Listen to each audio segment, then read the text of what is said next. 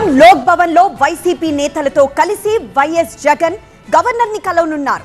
Medical కాలేజీల ప్రైవేటీకరణకు వ్యతిరేకంగా 1 కోటి సంతకాల ప్రతులను అందజేయనున్నారు.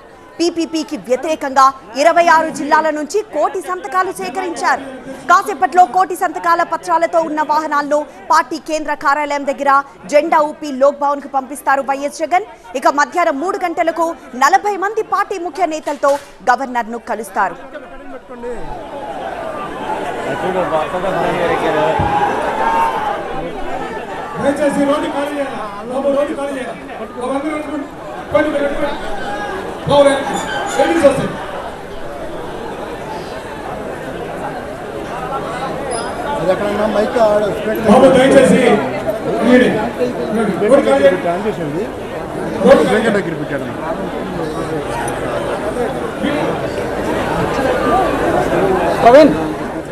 ప్రస్తుతం తాడేపల్లి నుంచి వైసీపీ కేంద్ర కార్యాలయం దగ్గర నుంచి లైవ్ విజువల్స్ మనం చూస్తూ ఉన్నాం. ఇప్పుడే ఆఫీస్ లోపల నుంచి జగన్ బయటికి వచ్చారు. పెద్ద సమూహం మనకు కనిపిస్తోంది.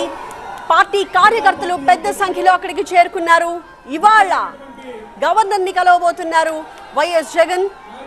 పీపీపీకి వ్యతిరేకంగా సేకరించిన 1 కోటి సంతకాలకు సంబంధించిన ప్రతులన్నింటినీ ఇప్పటికే వాహనాల్లో తరలించారు. ఆ వాహనాలను ఇవాళ పార్టీ కేంద్ర కార్యాలయం దగ్గర జెండా ఊపి జగన్ మరి కాసేపట్లో ప్రారంభిస్తారు. లోక్ భవన్ కి వాహనాలన్నీ తరలి వెళతాయి. అక్కడ లైవ్ విజువల్స్ మనం చూస్తున్నాము. అక్కడ ఏర్పాటు చేసిన చిన్నపాటి స్టేజ్ మీద నుంచి జగన్ అక్కడికి చేరుకున్న కార్యకర్తలందరికీ కూడా అభివాదం చేస్తూ ఉన్నారు.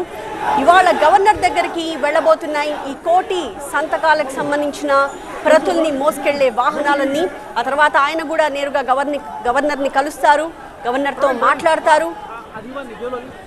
ప్రస్తుతం మరి కాసేపట్లో జగన్ అక్కడ గ్యాదర్ అయిన కార్యకర్తలందరినీ కూడా ఉద్దేశించి మాట్లాడే అవకాశాలు కనిపిస్తూ ఉన్నాయి.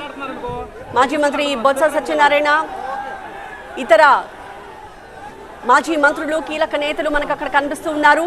దీనికి సంబంధించిన డీటెయిల్స్ మా ప్రతినిధి హసీనా అందిస్తారు. హసీనా,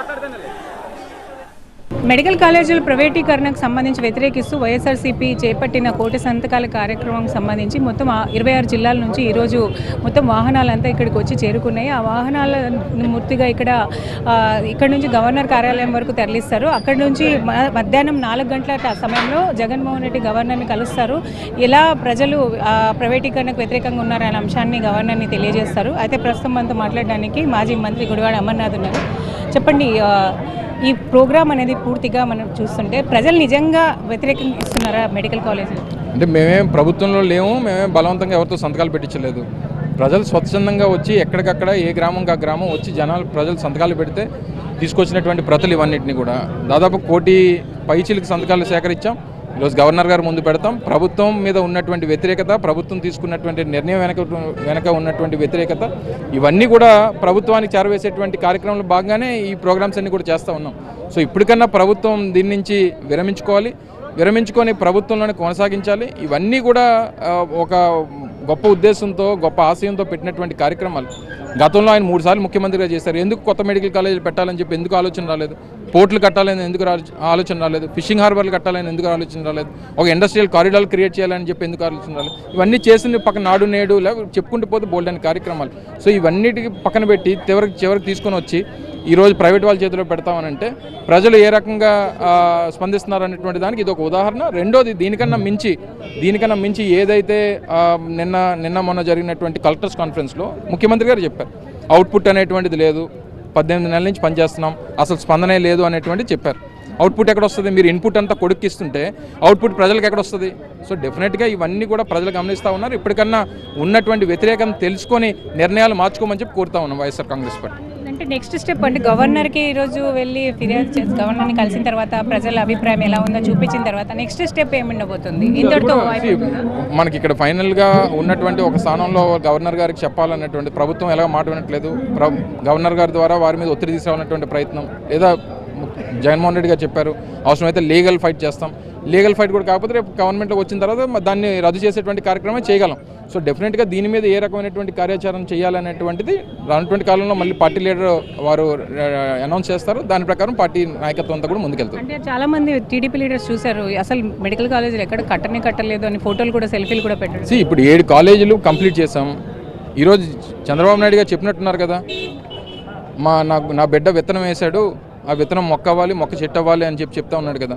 సో ఈ విత్తనం లోకేష్ కానీ లేకపోతే విత్తనం వేస్తున్నటువంటి తండ్రి కానీ వీళ్ళందరూ కూడా గమనించాల్సింది ఏంటంటే, ఏదన్నా ఒక కార్యక్రమం మొదలుపెట్టినప్పుడు మేము 2021 మేము మొదలుపెట్టాం, 7 కాలేజీలు పూర్తి చేసాం, మిగిలిన 10 కాలేజీలు నిర్మాణంలో ఉన్నాయి.